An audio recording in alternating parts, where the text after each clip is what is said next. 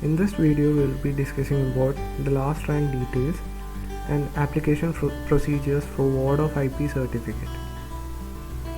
So recently ESIC have notified the application timeline for Ward of IP certificate. The online application starts from 6th November and closes at 9th November, and the last date to submit all the documents to the branch office is 10th November. So we have only short time period for complete procedures. So the starting date, the application link will be active from 6th November, that is Friday. So we have already discussed about various colleges, but the difference is that from this year onwards there is an increase in total medical seats under ESIC quota. Last year it was about 317 seats, but this year it has been raised to 383. So many of you people have asked for the last rank details. So this is the last rank details. So how to check is that this is as per 2019 allotment process. So in 2019, if you have got a rank of 25,102 within this rank, you will be allotted a seat under general category in Government Medical College Kollam, which have the ESIC quota. Likewise, if you have a rank within 33,000, you will be allotted seat in Faridabad ESIC Medical College. Likewise, for OBC category, you should have a rank within 60,000 to get admitted to Faridabad ESIC, and for SC category the rank must be within 1,24,000. So likewise, you can check or you can predict which college you will be getting as per the current rank details. Also, there will be not that much change to the rank, but of course there will be some degree of change because there's new seats added, and also this year's exam was slight bit easy. So if the number of eligible candidate increases, so there will be changes in the ranks. So this is the last year's rank details. So next, the ESIC, as per the new notification for current academic year, for a person to be eligible for the insured person quota seats, the parent should be registered under ESIC before 30th September 2019. This is the cutoff date for the eligibility of Ward of IP certificate. So a person, if it is registered before 30th September 2019, he or she will be eligible to apply for Ward of IP certificate. And for male child, he should not be above 21 years of age on 31st December 2020.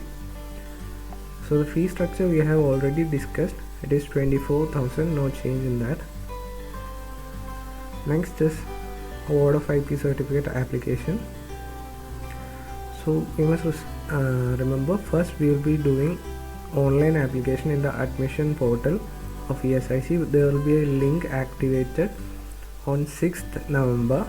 So while clicking that link, you will be taken to a page where you will be registering with your email ID and mobile number. You must be careful with that, because once you have registered with a particular email ID or mobile number, that is after filling, if you find any mistake, you must register with another email ID or mobile number. Only one application can be submitted with one ID and mobile number, and by using the apply online link, you must fill in your basic details, apply some photographs and other things. After that, you can take the printout of the application page, and along with that you must submit some documents to your respective branch office. So these are the documents which are relevant under PSI, that is concerned with your parents, who are the insured person. So they must carry 2 passport size photographs. Then ESI card, it is the ESI pension card which will be given. It is in a paper format, and be careful that it have attest photograph, a family photograph including you in that picture. Then other things are provided by the company with to which your parent is working for. Wage slip is for a month of September 2019. So that month's wage slip or salary certificate must be obtained.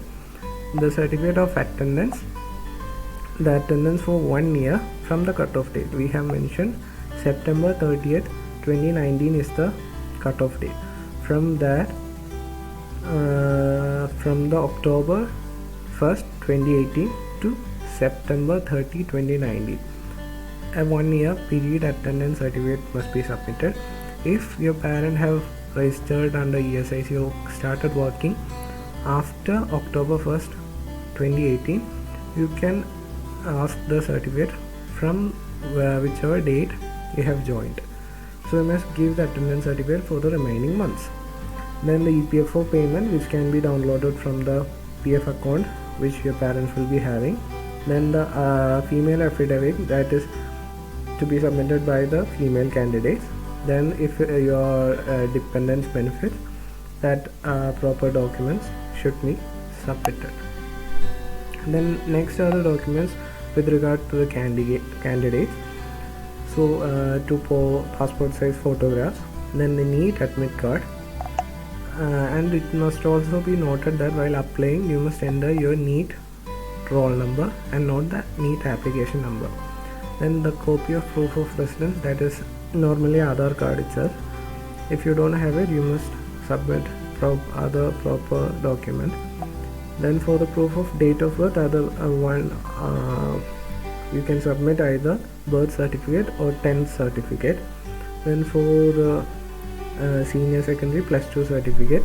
Then for the category, if you are SC, ST, OBC, etc., EWS and all, you must obtain proper caste or community certificate, which must be obtained from taluk offices, as it will be sometimes for the central or out of state purpose.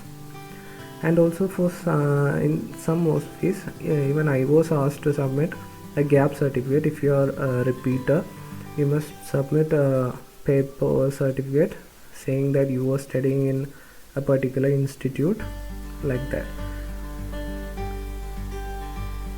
Then you must carry the original and take copy and submit it at the branch offices of the above said documents along with the application printout.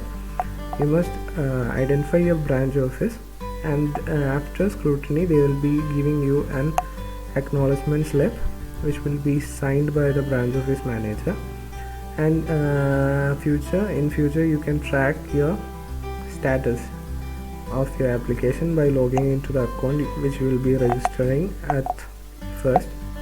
If issued, you will be seeing a PDF format certificate, and if rejected, you will be shown rejected, showing the reason.